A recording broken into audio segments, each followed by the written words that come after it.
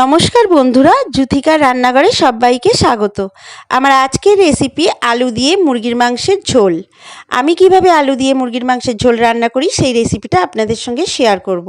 চলুন তাহলে রেসিপিটা শুরু করি। মুরগির মাংসের ঝোল বানাবার জন্য আমি এখানে কিছুটা পরিমাণে মুরগির মাংস ভালো করে বেছে ধুয়ে নিয়েছি পরিষ্কার করে। এবারে গ্যাসের উপরে একটা কড়া বসিয়ে তাতে খানিকটা সর্ষের তেল দিয়ে অল্প একটু হলুদ গুঁড়ো দিয়ে দেবো তাতে, আর অল্প একটু নুন দিয়ে দেব, দিয়ে হালকা একটু নাড়াচাড়া করে নেব। নিয়ে কেটে রাখা আলুগুলো আমি ভেজে নেব। আলুগুলো আমি এরকম বড় বড় করে কেটেছি। মুরগির মাংসের আলু এরকম বড় বড় করে কেটে দিলে দেখতেও ভালো লাগে, খেতেও কিন্তু ভালো লাগে। আলুগুলো আমি খুব বেশি ভাজা করব না, হালকা একটু রং ধরলেই নামিয়ে নেব।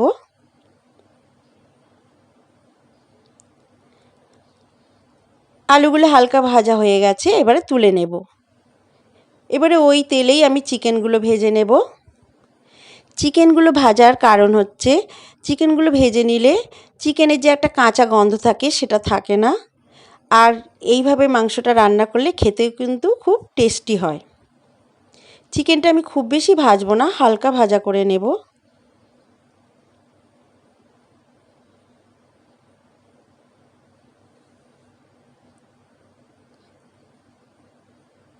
চিকেনটা হালকা ভাজা হয়ে গেছে, এবারে তুলে নেব। ওই তেলেই দুটো তেজপাতা আর অল্প একটু গোটা গরম মশলা ফোড়নের জন্য দিয়ে দেব।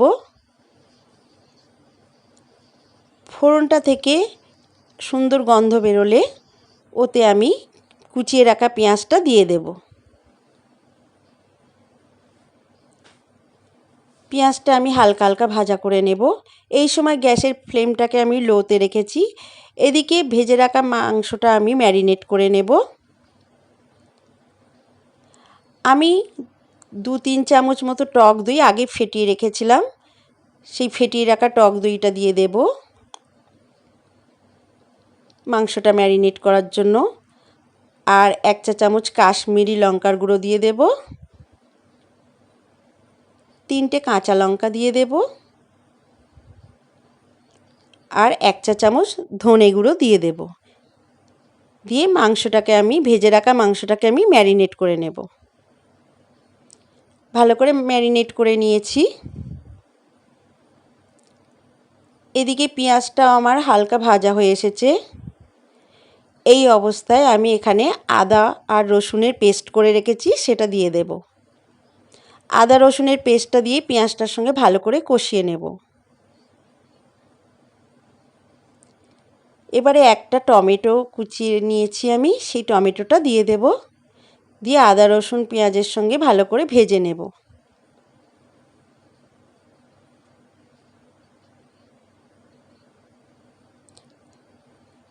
এবারে আমি 1 চা চামচ হলুদ গুঁড়ো দিয়ে দেব, দিয়ে আবার মশলাটা ভালো করে কষিয়ে নেব।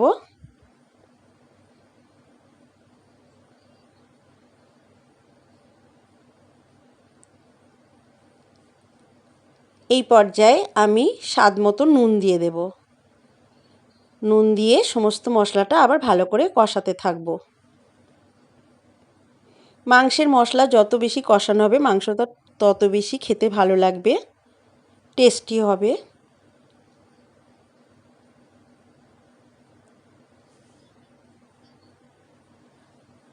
মশলাটা থেকে তেল ছেড়ে দিতে আরম্ভ করেছে। এই অবস্থায় আমি ভেজে রাখা আলুগুলো দিয়ে দেব, দিয়ে মশলাটার সঙ্গে কষিয়ে নেব।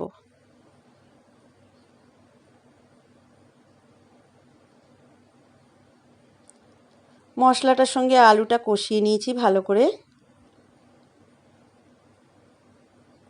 এবারে ভেজে রাখা যে চিকেনটা আমি ম্যারিনেট করে রেখেছিলাম সেটা দিয়ে দেব।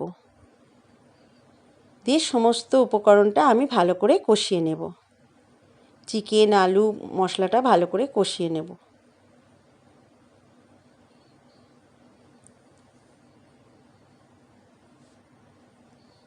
সমস্ত উপকরণ ভালো করে কষে এসেছে, তেল ছেড়ে দিতে আরম্ভ করেছে।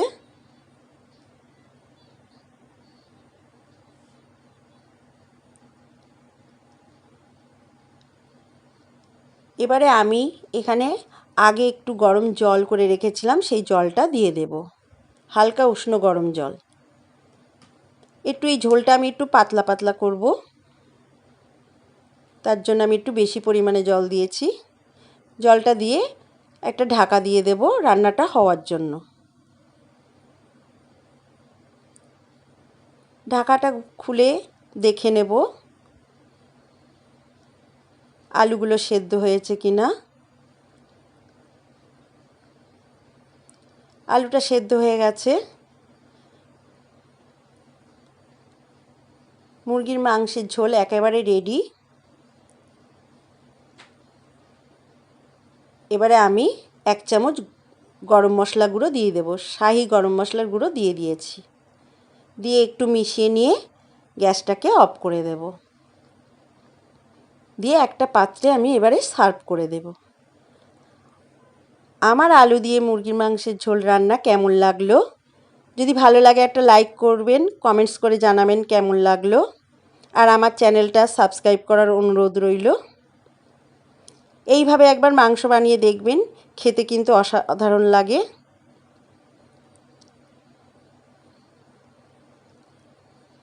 আমার ভিডিওটা দেখার জন্য সবাইকে অনেক ধন্যবাদ। সবাই ভালো থাকবেন, সুস্থ থাকবেন। আবার ফিরে আসব অন্য একটা রেসিপি নিয়ে।